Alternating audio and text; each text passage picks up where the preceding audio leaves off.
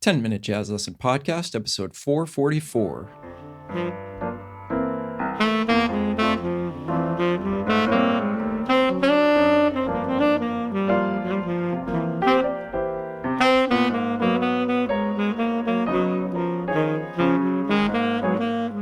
Hey everybody, welcome back to episode 444 of the 10-Minute Jazz Lesson Podcast. We are still in the month of February, so we're still going to be talking about the topic of density. I've heard from some of you that you're really enjoying this series and that it's starting to make you think about some different things, which is what we're always going for here. So let's just continue down this path. And this episode's going to be a really quick one, but we've got some really important things to cover. So we talked about 1, 2, and 3 note density, and we've kind of been exploring that, the difference between them and trying to combine everything together. And we're just going to continue that process this week by introducing 4 note density. So you're going to play 4 notes in a bar. Now, something needs to be said about this. As we start to get up into these higher numbers of notes per bar, as we get into more density, it's going to be harder and harder to keep track of how many notes you've played. So the real challenge is going to be, when we play 1 note per bar, it's really easy. We're just, okay, 1 note. All right, don't play another note until the next bar. Same thing with 2 notes.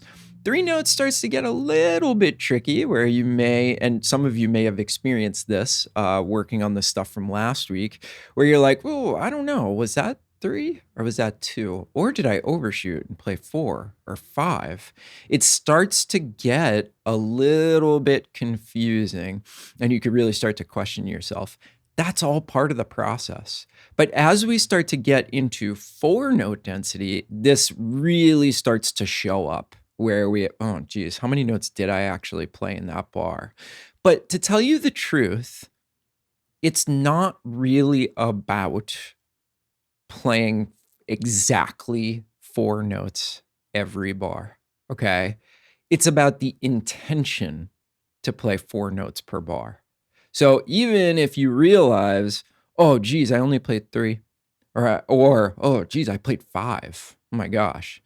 That matters a little bit less than as you keep going after you made that realization that maybe you undershot or overshot, that you just focus back on the task of going back to 4 and make that your intention for the next bar and the next bar and the next bar.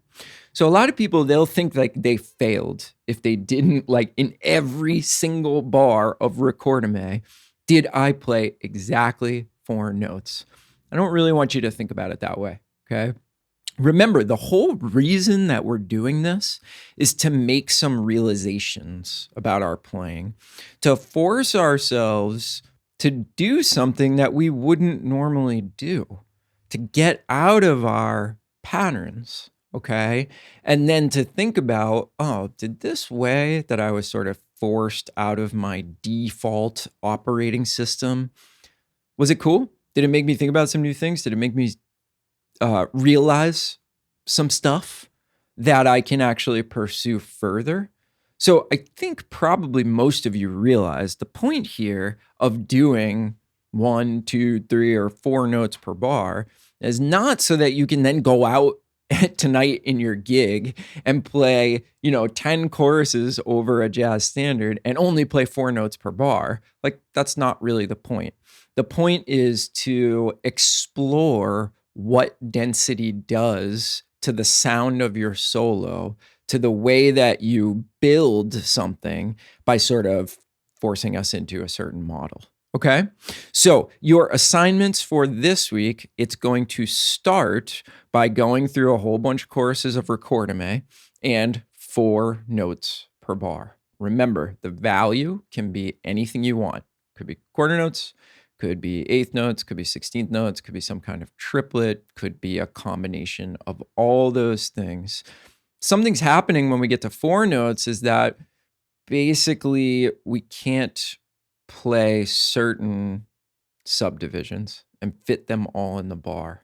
Now we have to start thinking about, well, if I do want to play a half note at the beginning of a bar, well, I've got to do something at the end of the bar to get 2 more notes in. Because remember, my goal is to be able to play 4 notes. And this really does affect our choices and start teaching us some new ways of going about our choices, which again is the whole point. So that's the first one. You just want to go through and you want to make it your goal in every bar to play 4 notes. Then what I want you to do is I want you to be creative in starting to combine 1 note, 2 notes, 3 notes, and 4 notes. So you could go through and say, I'm going to do a whole chorus of 1 note. Then I'm going to switch to a whole chorus of 4 notes. Then I'm going to do 3, and then I'm going to do 2. That would be a really cool way to handle it. Or you could say, I'm going to do 4 bars each, 1 up to 4, and then repeat that cycle. You could say, I'm going to go bar by bar, and I'm going to do 1 note for 1 bar, 2 for the next, 3 for the next, 4 for the next, and then that whole cycle repeats itself. You could work your way from 4 notes per bar down to 1, and then work your way back up. Really, the options here, the only limit to the options here is your imagination, okay? And what I'm going to do is I'm going to throw a couple of ideas to the Patreon members to at least get you started, so that you have some ready-made layouts for how you're going to deal with all the different densities. And then my hope is that after you use some of my suggestions, you start being creative and you start coming up with your own and you start practicing those and all that good stuff.